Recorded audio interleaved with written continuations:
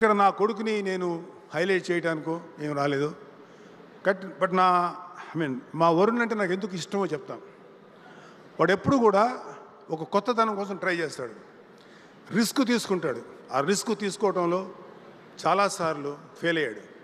As a ఫాదర్గా కొడుకు success అయినప్పుడు ఎంత సంతోషపడతాం, ఫెయిల్ అయితే కూడా అంతే పెయిన్ ఉంటుంది. నేను ఎప్పుడు అడగను, వాడు నాకు చెప్పడు.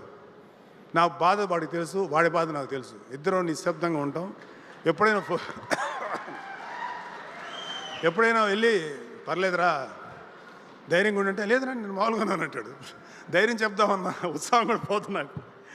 So I love my son because the way he choose his characters.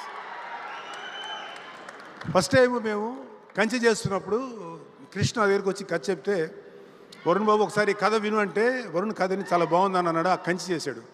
So Varun body language other than ఫిదా లాంటి లవ్లీ స్టోరీసు, లేకపోతే తొలి ప్రేమ లాంటి లవ్ స్టోరీస్తో పాటు గద్దలకొండ గణేష్ లాంటి టఫెస్ట్ రోల్స్తో పాటు ఒక ఆర్మీ మనిషి ఎలా ఉంటాడు అనేది వాడి అదృష్టం, వాడి ఫేట్, వాట్ ఎవర్ అద్భుతమైనటువంటి ఫిగర్ ఇచ్చాడు అతనికి. ఈ ప్రకృతి, ఈ దేవుడు నేను నమ్మను కానీ, బట్ దేవుడు ఇచ్చాడు అనుకుంటే దేవుడు ఇచ్చాడు.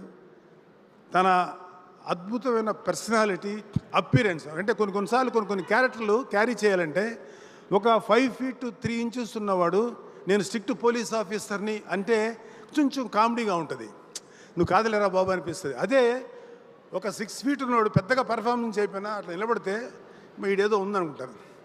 అతని అదృష్టం, వరుణ్ బాబు అదృష్టం, అంత మంచి పర్సనాలిటీ రావటం, వాళ్ళ తల్లి ఆశీర్వాదం, whatever. But love you Varun బాబు. ఇలాంటి మంచి క్యారెక్టర్లు చేసుకో. జయాపజయాలకు అతీతంగా నువ్వు ముందుకెళ్ళు.